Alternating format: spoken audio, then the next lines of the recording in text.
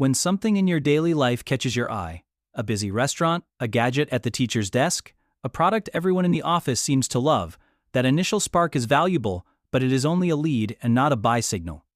Peter Lynch's central warning in this chapter is simple and practical. Do not confuse noticing for investing. Treat the observation as an intriguing tip slipped into your mailbox. That curiosity should prompt homework, not an immediate order through your broker.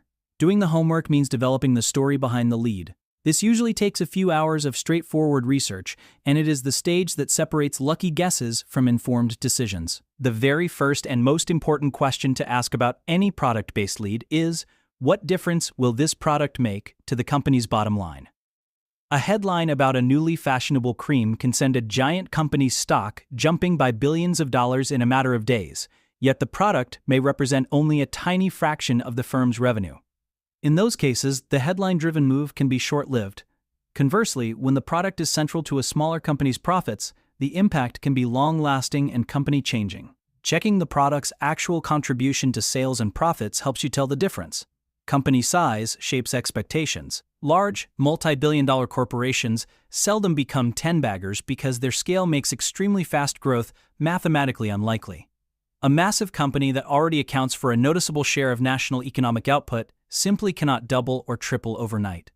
By contrast, smaller companies have far more room to grow and so are much more likely to produce the heroic gains that make a portfolio. The practical implication is that when you research a lead, you must check how big the company is and then calibrate your expectations accordingly.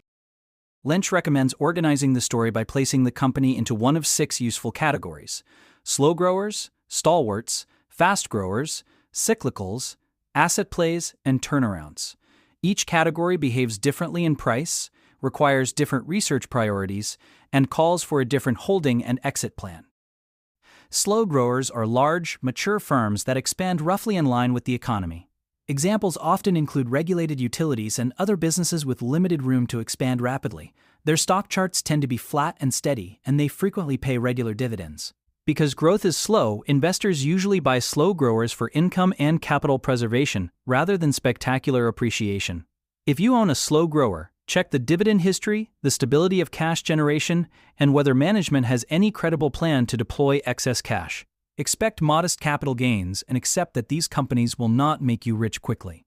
Stalwarts are familiar household names and major consumer and drug companies that grow at a moderate, dependable pace, perhaps around 10 to 12% a year in earnings. These companies are typically resilient in recessions and are useful ballast in a portfolio. Historically cited examples include companies such as Coca-Cola and Procter & Gamble. With stalwarts, your goal is often to capture a solid, steady gain and then redeploy the proceeds elsewhere. Lynch warns that a 50% gain in a stalwart that took several years to achieve is not necessarily a triumph. The time horizon matters. When you buy a stalwart, monitor competition, product pipelines, and whether the valuation already reflects future growth. Fast growers are the category where 10-baggers and larger multi-baggers are found. These are smaller companies that can expand earnings at perhaps 20 to 25% a year or more, often by rolling out a successful formula store by store or by taking share from sluggish incumbents.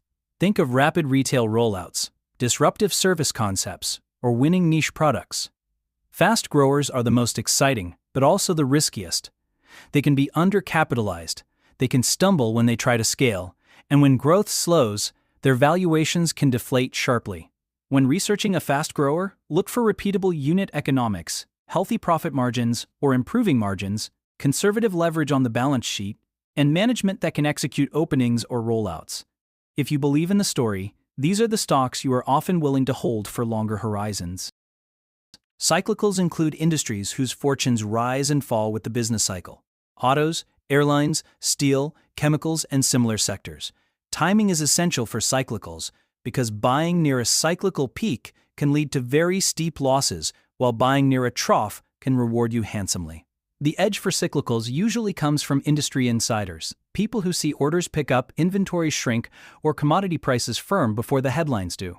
When you evaluate a cyclical, follow leading indicators such as order books, backlog levels, shipping volumes, and raw material pricing. Know where you are in the cycle and be prepared to act decisively when signs change. Turnarounds are deeply depressed or mismanaged companies that may recover dramatically. They have the highest variance. Some will rebound spectacularly, many will fail.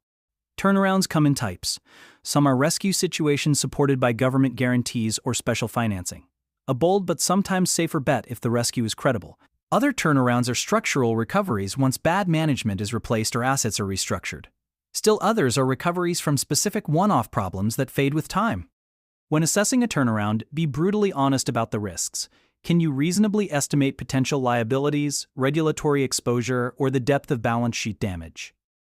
If you can identify credible catalysts that will restore cash flow and reduce debt, a turnaround can produce very large gains, but patience and continued monitoring are essential. Asset plays are companies that the market is valuing below the worth of the assets they own. Real estate, cable subscribers and franchises, valuable patents, tax loss carryforwards, or even a pile of cash. These opportunities are fertile ground for local or industry insiders because the hidden value is often visible to people who live around the asset or who work in the field. Classic examples include resort land, parcels adjacent to urban growth, or cable franchises where subscriber numbers are underappreciated. For an asset play, your homework is detective work.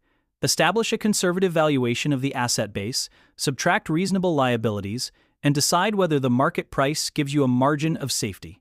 Be patient. The market often takes time to recognize hidden value.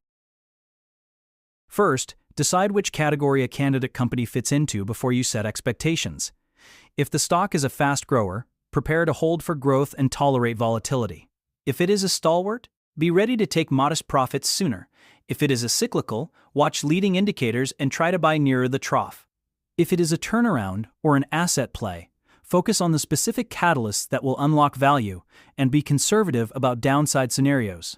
Lynch firmly advises against generic rules that ignore category differences. Universal maxims like always sell when you double or cut losses at 10% are unreliable because a fast grower that deserves to be held for years needs a different treatment than a cyclical bought at the wrong point in its cycle. Companies do not live forever in one category. Fast growers slow down and become stalwarts. Stalwarts that mismanage acquisitions become turnarounds. Turnarounds that recover can become cyclicals or even fast growers again. Because of this fluidity, updates and reevaluations matter. A stock you bought as a fast grower should be reassessed if growth rates, margins, or management change. Similarly, a stalwart that suddenly accumulates hidden real estate could turn into an asset play. Recategorize the story when the facts change. Lynch repeats a key practical point. Your best advantage as an individual investor is often the edge you get from living your life. Consumers discover promising products at the local mall long before Wall Street analysts do. Employees and suppliers see supply chain signs and demand shifts before they appear in quarterly reports. Professionals in an industry spot cyclical trends early. Use that edge, but always verify it with numbers and public filings. An observation that something sells well should lead you to check the company's revenue contribution, margins, balance sheet, and the durability of demand. In short, when you got it and want to act, treat the lead as a tip. Ask what it does to the company's profits. Check the firm's size. Assign the company to one of the 6 categories. Research the fundamentals that matter for that category, and then make a disciplined, category-appropriate decision.